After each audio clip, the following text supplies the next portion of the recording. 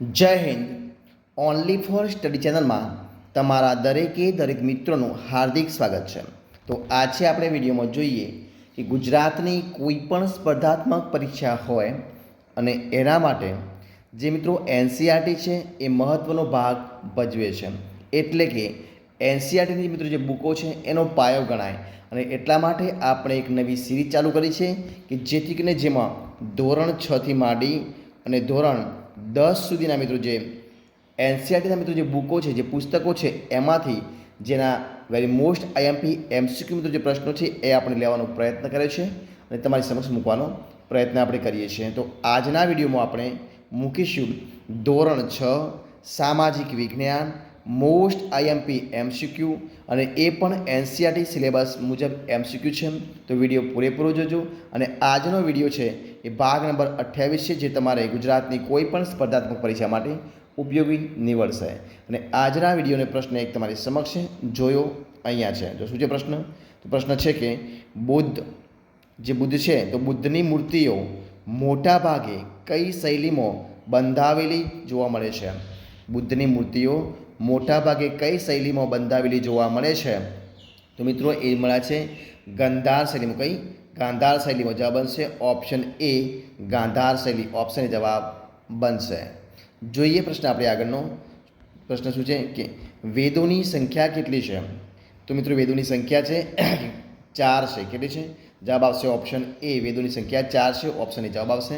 પહેલો મિત્રો છે ઋગ્વેદ, સામવેદ, અથર્વવેદ અને યજુર્વેદ. આ 4 વેદ છે મિત્રો, બરોબર છે. તો જવાબ આવશે ઓપ્શન એ 4 વેદો છે. જોઈએ પ્રશ્ન આપણે આગળ કે ધર્મેતર સાહિત્યમાં નીચેના પૈકી શેનો સમાવેશ થાય છે? તો ધર્મેતર સાહિત્યની અંદર અહીંયા આપેલા બધાનો એટલે જવાબ આવશે ઓપ્શન સી ઉપરોક્ત તમામે તમામ. મતલબ કે બધાનો સમાવેશ થાય છે. જવાબ આવશે ઓપ્શન સી. કયા કયા?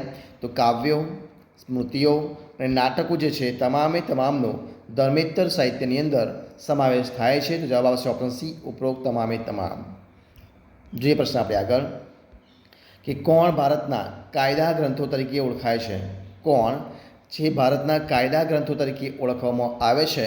તો મિત્રો જો ભારતના કાયદા ગ્રંથો તરીકે ઓળખવામાં આવતા હોય તો એ છે સ્મૃતિઓ. કોણ છે? જવાબ આવશે ઓપ્શન ડી સ્મૃતિઓ. ઓપ્શન ડી જવાબ બનશે સ્મૃતિઓ. જે સ્મૃતિઓ છે સ્મૃતિઓ ભારતના કાયદા ગ્રંથો તરીકે ઓળખવામાં આવે છે. જોઈએ પ્રશ્ન આપણે આગળ. તો શું છે પ્રશ્ન? તો પ્રશ્ન છે કે કયા ગ્રંથમાં ભગવાન શ્રીરામની કથાની સાથે આદર્શ સમાજ જીવન અને નૈતિક ધોરણોનું ચિત્રણ પણ થયેલું છે?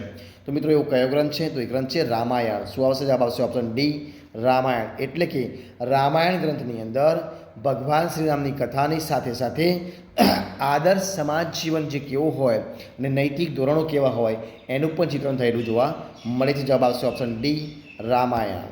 પ્રશ્ન આપણે આગળ જોઈએ કે અર્થશાસ્ત્ર જે છે તો અર્થશાસ્ત્ર જે પુસ્તક છે તો એના લેખક કોણ છે?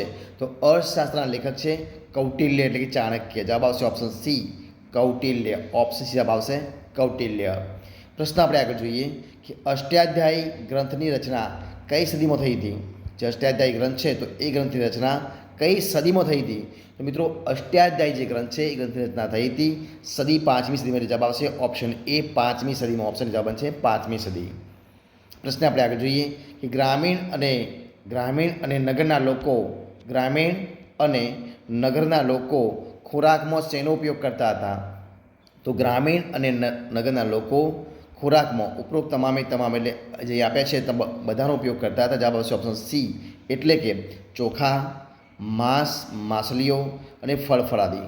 ગ્રામીણ અને નગરના લોકો ચોખા, માંસ, માછલીઓ અને ફળફળાદી એટલે કે ઉપરોક્ત તમામનો ઉપયોગ ખોરાક તરીકે કરતા હતા. જવાબ આવશે ઓપ્શન સી. પ્રશ્ન આપણે આગળ જોઈએ કે નિદર્શન કલામાં શેનો સમાવેશ થાય છે? તો મિત્રો નિદર્શન કલાની અંદર બી અને સી બંને મતલબ ઓપ્શન ડી જવાબ બનશે બી અને સી એટલે કે કયા? તો બી આવશે નૃત્ય અને સી એટલે કે નાટક. નિદર્શન કલાની અંદર નૃત્ય અને નાટક બંનેનો સમાવેશ થાય છે એટલે કે બી અને સી બંને જવાબ બનશે એટલે ડી જવાબ આપણો અહીંયા આવશે. જોઈએ આપણે પ્રશ્ન આગળ. કયો છે પ્રશ્ન? નીચેના વિધાનો જે આપ્યા છે એ વિધાનો કેવા છે ચકાસવાના છે? તો જો શું આવશે? એ અને ડી બંને સાચા છે, બરોબર. અહીંયા જવાબ આવશે ઓપ્શન સી મતલબ એટલે કે એ. તો કે પ્રાચીન સમયના લોકો દાતરડું કુહાડીથી પરિચિત હતા. બરાબર છે. ત્યારબાદ બીજો છે ડી, કે પ્રાચીન સમયમાં જંગલો અને સાફ કરવા માટે કુહાડીનો ઉપયોગ કરતા હતા. બરાબર છે.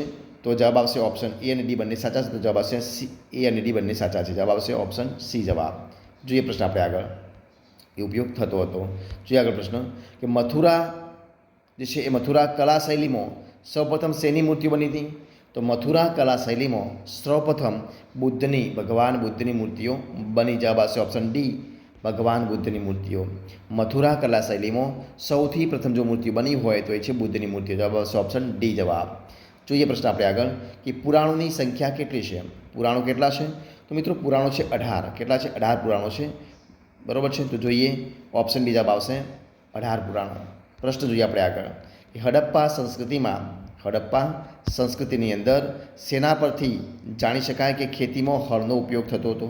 જે હડપ્પા સંસ્કૃતિ છે એની અંદર શેના પરથી જાણી શકાય કે ખેતીમાં હળનો ઉપયોગ થતો હતો? તો મિત્રો જે રમકડા છે એ રમકડાના આધારે આપણે જોઈ શકીએ કે હડપ્પાની અંદર એ ખેતીમાં હળનો ઉપયોગ થતો. જો જવાબ આવશે ઓપ્શન બી, રમકડા. ઓપ્શન બી જવાબ બનશે. જોઈએ પ્રશ્ન આપણે આગળ, કે વેદોને સમજવા માટે શેની રચના કરવામાં આવી છે? જે વેદો છે તો વેદોને સમજવા માટે શેની રચના કરવામાં આવી છે? તો વેદોને સમજવા માટે એ અને સી બંને મતલબ કે બ્રાહ્મણ ગ્રંથો અને આરણ્યકો એ બંનેને રચના કરવામાં આવી છે. શા માટે? તો જે વેદો છે એ વેદોને સમજવા માટે બ્રાહ્મણ ગ્રંથો અને આરણ્યકો એ બંનેની રચના કરવામાં આવી છે. જવાબ બનશે ઓપ્શન એ અને સી બંને, એટલે કે ડી જવાબ બનશે. જોઈએ પ્રશ્ન આપણે આગળ, કે અષ્ટાધ્યાયી જે છે એ એક વ્યાકરણ ગ્રંથ છે. તો એ વ્યાકરણ ગ્રંથની રચના કોણે કરી હતી? મિત્રો અષ્ટાધ્યાયી નામના વ્યાકરણ ગ્રંથની રચના કરી હતી મહર્ષિ પાણિનીએ. કોણે કરી? મહર્ષિ પાણિનીએ કરી. જવાબ આવશે ઓપ્શન બી, પાણિની. ઓપ્શન બી જવાબ બનશે પાણિની. જોઈએ પ્રશ્ન આપણે આગળ, કે મદુરાઈમાં 3 સંગમમાં કેટલા લોક કવિઓએ એટલે કે વીર કાવ્યોની રચના કરી હતી? તો મદુરાઈની અંદર 3 સંગમમાં 1600 લોકકવિ, કેટલા? 1600. કેટલા આવશે મિત્રો? આવશે 1600, એટલે કે 1600 જે કવિઓ છે એ 1600 કવિઓએ ભેગા થઈ અને વીર કાવ્યોની રચના કરી હતી. બરાબર છે. તો જવાબ આવશે ઓપ્શન એ, 1600 એટલે કે 1600 કવિઓ આવશે. જોઈએ પ્રશ્ન આપણે આગળ, કે સંગમ સાહિત્ય, કયું સાહિત્ય? સંગમ સાહિત્ય ભારતના કયા ભાગનું પ્રચલિત સાહિત્ય છે? તો સંગમ સાહિત્ય છે, સંગમ સાહિત્ય ભારતના દક્ષિણ ભારતના કયા? દક્ષિણ ભારત છે, દક્ષિણ ભારતનું ભાગનું પ્રચલિત સાહિત્ય છે. કયું? સંગમ સાહિત્ય એ ભારતના દક્ષિણ જે ભારત છે દક્ષિણ ભારતનું એ ભાગ છે, દક્ષિણ ભાગનું પ્રચલિત સાહિત્ય છે. જવાબ આવશે ઓપ્શન બી, દક્ષિણ ભારત. પ્રશ્ન આપણે આગળ જોઈએ, કે મેગસ્થનીસ કયા દેશનો વતની હતો? કોણ? મેગસ્થનીસ કયા દેશનો વતની હતો? મેગસ્થનીસ મિત્રો ગ્રીક દેશનો. કયા દેશનો હતો? ગ્રીક દેશનો વતની હતો. જવાબ આવશે ઓપ્શન સી, ગ્રીક દેશ. પ્રશ્ન જોઈએ આપણે આગળ, કે ભીમબેટકા કઈ જગ્યાએ આવેલું છે? તો ભીમબેટકા કઈ જગ્યાએ આવેલું છે? તો ભીમબેટકા મિત્રો મધ્યપ્રદેશ. જવાબ આવશે ઓપ્શન સી, એમપી એટલે કે મધ્યપ્રદેશમાં આવેલું છે. જવાબ આવશે ઓપ્શન સી જવાબ બનશે, મધ્યપ્રદેશ. કોણ? તો ભીમબેટકા મધ્યપ્રદેશમાં આવેલું છે. ઓપ્શન સી જવાબ બનશે. જે પ્રશ્ન આપણે આગળ, કે આજથી કેટલા વર્ષો પહેલાં મહાજન પદોની રાજધાની હતી? આજથી કેટલા વર્ષો પહેલાં મહાજન પદોની રાજધાની હતી? તો 2500 એટલે કે 2500 એટલે કે 25 વર્ષ પહેલાં જે મહાજન છે મહાજન પદોની રાજધાની હતી. તો જવાબ આવશે ઓપ્શન ડી, આજથી 2500 વર્ષો પહેલાં મહાજન છે મહાજન પદોની રાજધાની હતી. જવાબ આવશે ઓપ્શન ડી જવાબ બનશે. અને મિત્રો અહીંયા આપણે જે 20 પ્રશ્નો મિત્રો આપણે વિડીયો બનાવવાની શરૂઆત કરી છે એ વિડીયો અહીંયા આપણે સંપૂર્ણપણે પૂરો કરીએ છીએ.